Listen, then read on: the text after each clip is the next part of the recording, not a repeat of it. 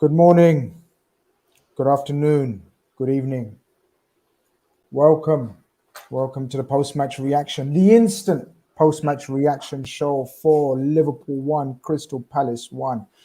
First game of the season home to Crystal Palace. First game of the season home to Crystal Palace at Anfield. Ladies and gentlemen, you're all very welcome. Angry, frustrated, let down, however you may be, you're still all very welcome. Joining me tonight for a very quick instant match reaction is Evan Sackergaard and Steve Plunkett from Liverpool and USA respectively. How are we doing, guys? Yeah, one of them, innit? Just a bit flat and a bit frustrated and then a bit more frustrated, if being honest with you, mate. So I think Evan's in a worse place than I am right now. Evan, are you? I'm in a bad headspace right now. I might say some things I regret, but whatever. It's fine. RP comes in with the first chat that was really worth talking about. He says, "You guys, top Reds, are the problem. We are the problem." You can't help people like that, can you? You really can't help people like that. You know what? He's actually right, because when I skied the ball from 5 yards out there in the 95th minute, I feel like I really let everybody down. Apologies, man. I really should have done better with my chance. That technique, Evan. Yeah. That technique was horrible. But listen, Evan's moustache is elite now. Correct. Kevin says, Grizz, I'm not bantering, but was the attitude there compared to last week? I didn't get to watch the game. The attitude was one thing I wouldn't criticize today, people. The attitude I wasn't criticized. Plenty of else to criticize, but not the attitude. I guess, Steve, as we always do, we're going to have a quick reaction. We're going to try to go into it depth tomorrow. Saw the team lineup, and I was like, wow. Game week 2, and we seem to be all over the place in terms of injuries, selection, headaches, problems, issues, right? Yeah. And Nat Phillips at right centre-back. I mean, even when Joe Gomez came on in the second half, we looked a bit more assured. He was fit enough to do that. We probably should have started him and seen how long he could last. We are always going to be targeted, and we are always going to concede the same goal down the same side because of the way that we set up. And there's no point in taking to social media and the world to complain about it, because it is what it is, and it's up to Jurgen Klopp to change it. But in terms of the team and the injuries, I know the club doctor's gone, so there's been some issues, obviously, around that. So it's an interesting situation we find ourselves. We've got 10 first team players injured at the moment, which is, we're going back 2 years, aren't we? Almost, but they're not all in one position, which is a saving grace. But it's not helpful for the balance of the side at all. I mean, listen, you can't criticise Nat Phillips. Comes on and does what Nat Phillips does to the best that he can. But he's not a top end of the Premier League centre half, so we shouldn't be having expectations that he's going to perform like one. You made the point yesterday, Grizz, and I thought you were right. If we didn't go with pace in the back four, Henderson would probably have started because of the defensive cover, but we didn't do that either. We brought James Milner in, so it's frustrating. Overriding thing at the moment is frustrating. Frustrated that players aren't available. Frustrated that we can't get what is seemingly our best 11 on the pitch, and frustrated with the conduct of one or two of the players tonight. So one in particular. So I'll let Evan have his piece, but I'm frustrated with our injury thing as everybody else is. Yeah, look, I think what we gathered from Steve was frustration. A lot of words where either frustrated, frustration, and more frustration. What's the one word? If there is one word, I'm sure there's quite a few words that you want to speak, utter out your mouth. But if there was one word to describe how you're feeling right now about that performance, what would it be, Evan? I'm revolted by that performance. Disgusted. Where do you want me to start, Grizz? Do you want me to man, my brother, you're my... Listen, you start where you want to start, man. We haven't had time to do an agenda and all kinds of shit. This is post-match instant reaction. So give us that instant reaction, baby. Okay, my instant reaction, I'll start from the top. The lineup, I don't agree with it. If Joe Gomez is fit to play 30 minutes, then he's fit to play 90 minutes against Crystal Palace at home in a game where you will have 80% of the ball. Nat Phillips, not his fault. He shouldn't be at Liverpool. He should be playing his trade at a high level, at a lesser team, with all due respect. He's at fault for both of Crystal Palace's big chances, and they score one of them. So what you going to do? If I had to think of like a meme of what their goal would look like, a Crystal Palace goal would look like against a back line that had Nat Phillips in it and Zaha up front, that's literally what the goal would look like.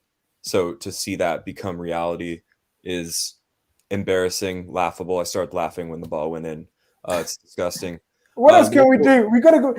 You either cry like or go mad, or you laugh. You think the first attack they've had, boom. Zaha, who missed chance after chance against Arsenal, usually misses chance after chance, shot eye, dead eye, marksman, bang. I'm agreement that Phillips shouldn't be on the pitch. I'm in a total agreement with you, and Steve as well, because fair play to Steve. Nat Phillips should have been moved on a long time ago. We've had offers from about 7 to 10 million for him. Snap it up, take it up. I don't know. Do what you got to do. Bless him. Thank you for everything you've done. You shouldn't be on a pitch. But can I also say, and I was very critical of him yesterday. Was it yesterday we done the show? Or a couple of days ago we done the show? There was one player that I was very critical of, guys. And Twitter doesn't like criticizing him too much. And it's always the captain that gets the shit. Fabinho has been absolute shit for a number of months. Granted, he got an injury near the end of the season, right? But I said to you guys yesterday, he's been getting away with murder. I thought he was atrocious in that first half, especially. Even when we were dominating, Elliott was buzzing around, Milner was buzzing around, Nunez at that stage was buzzing around. Fabinho had so much time on the ball. He was playing like an absolute crab. That's my rant for now. I mean, I wouldn't disagree with that. I think as long as Liverpool continue to rely on injury-prone options in the midfield season after season after season, nobody in that midfield is going to cover themselves in glory when it's a different midfield three every week. This reminds me of when we would drop points at the start of last season, that revolving door, because Thiago and Fabinho were never fit at the same time. And now we're in that exact same position again. And lo and behold, we're dropping points and nobody in the midfield looks remotely up to the required level. So I've an issue with the choices of, on the day. I have an issue with Klopp's team selection. I have an issue with us relying on injury-prone players in midfield season after season. The best way I could say it is Liverpool play high-risk football on and off the pitch. That's the easiest way to say it. We lean on players that are injury-prone. We lean on players that are awkward system fits. And in a title race that goes down to quite literally the last minutes against one of the greatest teams of all time, in my opinion, Manchester City, we can't afford to do that. We really can't afford to do that. I welcome any and all criticism of Liverpool right now. I don't have the chat pulled up, but rival fans, let us have it. That was embarrassing. Oh yeah, we're getting it. That's not a team that's going to win the fucking league. That's embarrassing. That's not good enough. The lack of technical ability over 5 to 10 yards is appalling at times for a team that seems to create all of their openings for their wide players by little 5 to 10 yard triangles. The inability to consistently make those passes over those distances is shocking for a team that wants to win everything in football. Darwin Nunez, we paid big boy money for you, and you acted like a petulant little bitch. So shape the fuck up. You play for Liverpool now. You play for one of the biggest teams in the world. You cannot lose your head just because Joachim Andersen gets in your head. Guess what? There are about 20 center backs in the league much better than Joachim Andersen, who are much more shithousey than Joachim Andersen. So if you're letting that guy get in your head, you're not going to have a good time in England. Grow the fuck up. Grow the fuck up. That's all I have to say. Steve Evans spoke about Nunez, and obviously we didn't get that far, but we got into it because we got the super chat first of the night. And Mark says, Nunez, man, dumb. I see us going on a run still, but I see God doing it too. That's the problem. I think the title race is over, if I'm honest. Trez Fresh is talking about sort of Fabinho at the time. He sends in a super chat. He says he's been poor since October. I'm not going to disagree, guys. I'm not going to disagree. I think Fabinho has been awful. And I've been saying it. He's been absolutely awful. Steve, we started off well. Much better attitude, much quicker tempo. Apart from when the ball went to Nat Phillips and Fabinho. Everyone else had the right tempo. Everyone else had the right attitude. He's just banged shit out of form. Harvey Elliott was a shining light in that opening half an hour before they scored. I thought, wow, this guy's he's showing us he needs to be played. He needs to be played. Mohamed Salah looked quiet. Nunez looked lively. Diaz didn't do nothing. But we look like the attitude was there, and it was a matter of time. And then boom, the first attack, they score. First half, the rest of the half is non-entity. Talk me through what happens to Nunez. Talk me through your brain, and try to talk me through Nunez's brain. Well, how can anyone try and make sense of that? What I would say is there's a running battle between those two guys since 20 minutes into the first half, when Joachim Anderson's accusing Nunez of doing him off the ball, and it's talking to the referee, giving it lots of this. And that's bubbling over. And that first thing, there's no excuses, there's no mitigating circumstances, there's no if, buts, and ands. That's a really poor decision to do that. It seems we like to take on hot-headed Uruguayans up front, don't we? It's not the first one we've had, and hopefully today is a massive learning curve for him, because he's still a young man and he's still got lots to learn, but there's no excuse for that. I'm not going to make any excuses for him. It was poorly the officials should have picked up on the running battle between them and pulled them both and spoke to them, because that was going on for 20 minutes before he snapped. But like Evan says, there's 20 other centre-backs, so now we're looking at Darwin Nunez going, okay, we know what we need to do, boys. Just put a knee in his back, just go through him early on in the game. He'll get rattled. This is a big test of the boy's character. This is a big test of whether he can put his big boy pants up and get on with it in the top league and world football. Listen, the Portuguese league is not shy shithouses. You've got Pepe playing there and people like that. He should know how to deal with this. 100%. Portuguese centre-backs are full of them. And the king of the shithousery plays in Portugal, in Pepe. Correct. I mean, now he's out for 3 games. Bobby was pulled out as a precaution today, so we don't know how fit he is. Jota's sitting in the stands watching, so he's not training, so he's nowhere near it. What I did say to Evan before we came on was that Diaz looked really lively through the middle when we switched to the middle and became sort of the focal point. I thought in the first half, I agree with you, Harvey Elliott was sensational. And there's been conversations, and we had this conversation on Sunday night about whether he's ready. And 1 or 2 people, including some of the guys in the panel, suggested maybe he's not. Well, he absolutely is, because he was the best player on that pitch by a country mile in the first half. And he proved all of his doubters wrong. He showed up for every ball. He won balls back when he lost them. He played an over-the-shoulder little touch to clear a man and play Fabinho into space, which showed absolutely unbelievable awareness of what's going on around him. That kid's ready. That's it.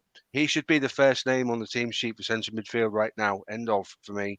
His ability to link play and his creative vision and what he sees and what he does. The kid's going to be an absolute superstar. He really, really is. Only going to get better. So big up to Harvey Elliott for being the absolute shining light in the first half. And in the second half, I thought Luis Diaz came to the party, particularly after Nunez did what Nunez did. Beats 5 men and whacks one in the far corner, and we get a draw. Fulham game, I agree with Klopp, I agree with you, Grizz, I agree with you, Evan, felt like a defeat, but we got a point. Tonight, we should have won that game and we got a point. So tonight is definitely 2 points lost, as opposed to Fulham, where we came out there fortuitously with a point. I guess the only way is up from there, then I guess. Trez Fresh sends in a super chat. He says, Sky showed that he was being a prick before him. Doesn't matter, Trez Fresh. Doesn't matter. He's going to do that all the time. Anderson was exactly the same to Gabriel Jesus in that first game. Exactly the same. He trampled all over Saka, Martinelli, and done the same shit. That's how he plays. Zuloko sorry, go on. No, I was just going to say, you guys already touched on the fact that it's not like the Premier League is the only league that has shithouse center backs in it. Portuguese league is obviously full of them. Not to mention Darwin Nunez is arguably the best player in that league last season. So this type of treatment of defenders trying to get in his head and throw him off of his game, this should not be foreign to him, even if he's only 21, 22 years old. To respectfully, Darwin, you're in the Premier League now. The stakes are so much higher. The title is won and lost in a matter of seconds. You gotta learn, boy.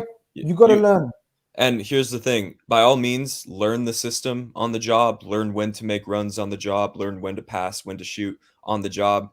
But do not learn how to act like a professional on our fucking time. We bought you because we thought you were a professional. We thought you were mentally up to the challenge. And like I said, there are much better defenders than Joachim Andersen in this league. It's inexcusable. Mark Hin sends in a super chat. He says, and I'm going to come to you, Steve, because me and you are very, very often accused of top reds and don't agree with everything, which is a load of bollocks. But anyway, today we have to take it and bear it and head up.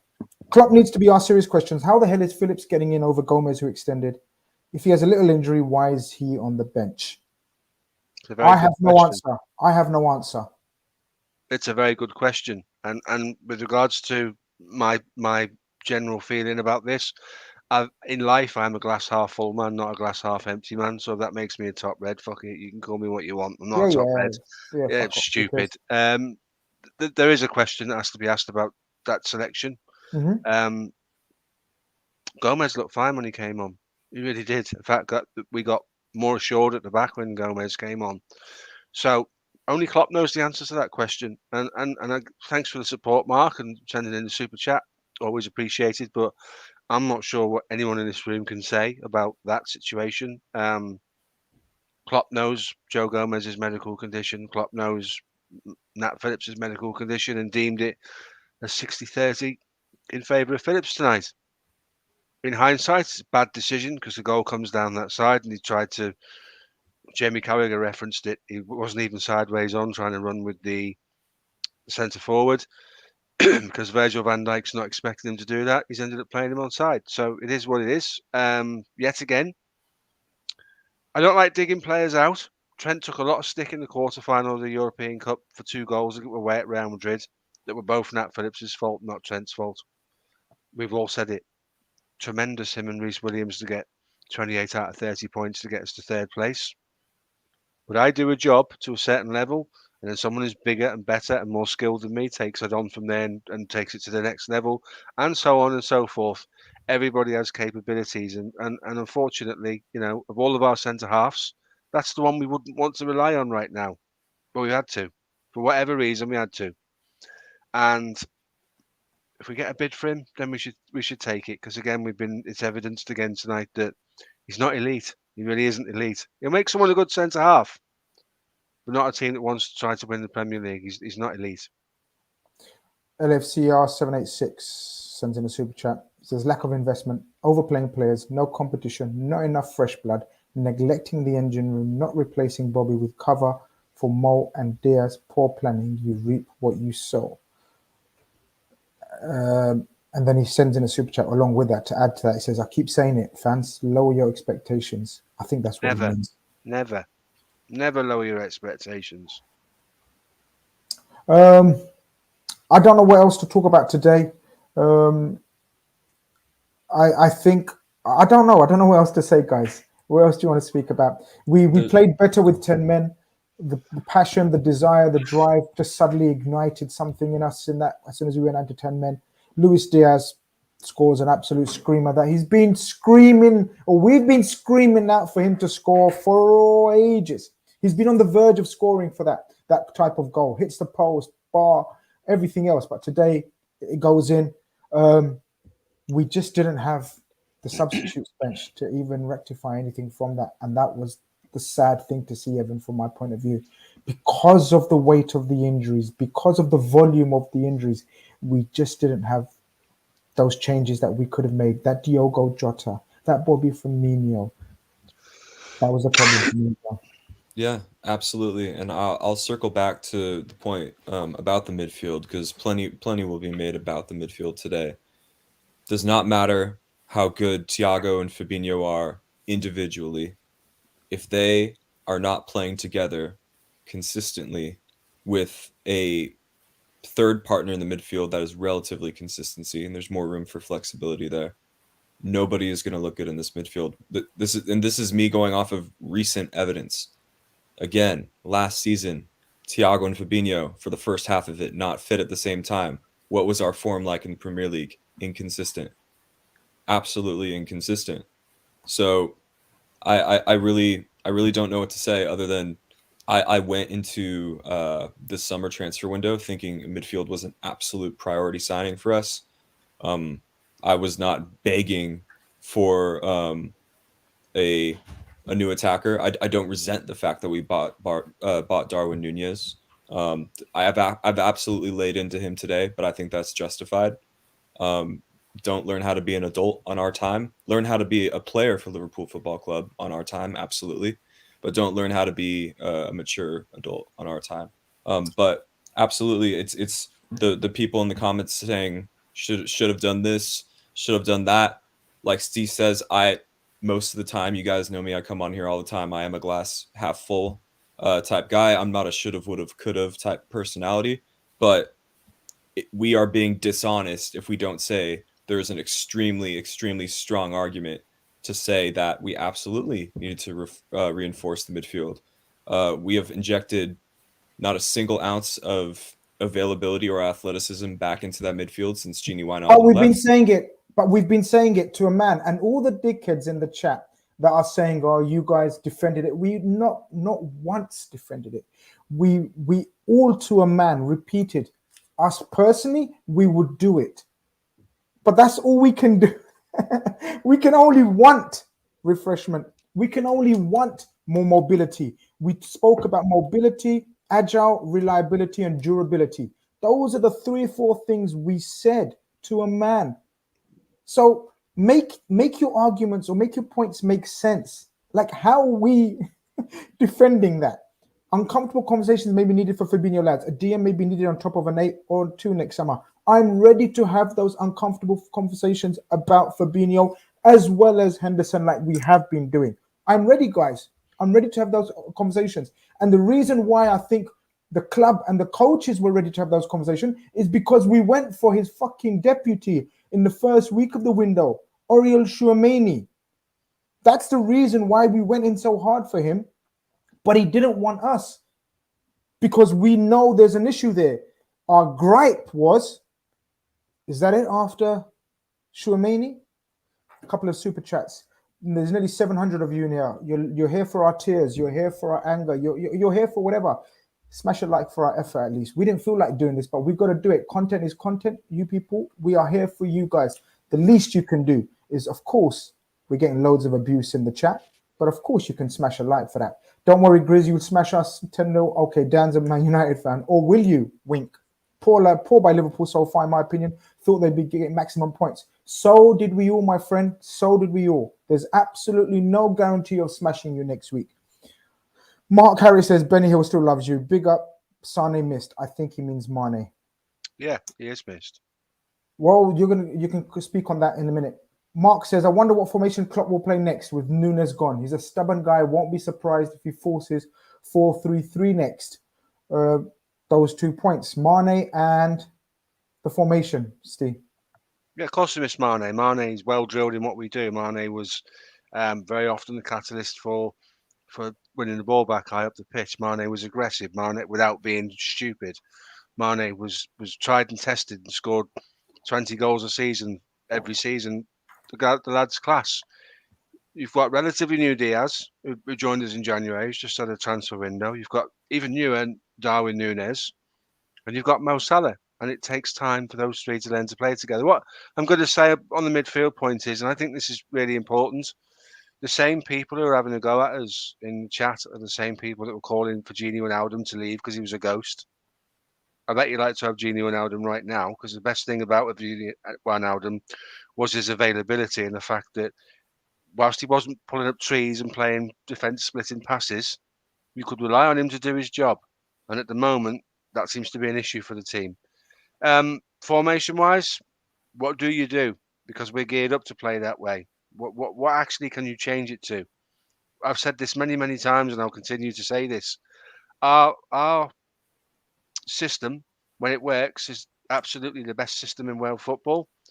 I believe that, and we've seen us take Manchester City to the cleaners when we've been in that position. But it's also one of the most fragile systems in world football, and it's susceptible when key cogs go missing from that to struggle. And we struggled tonight again. I'm not ready to surrender anything after 2 games, and anyone that is should really question whether football's for them, because there's 36 games to go, and there'll be lots of trials and tribulations between now and the end of the season. But what I'm not prepared to do is hold my hand up and say it's gone. You do not become a bad side overnight. There are some things to fix. There's some attitudes to adjust.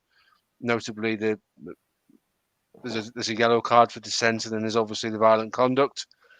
Things we don't typically do. When was the last time we saw a Liverpool player since Luis Suarez get sent off for violent conduct? It doesn't happen.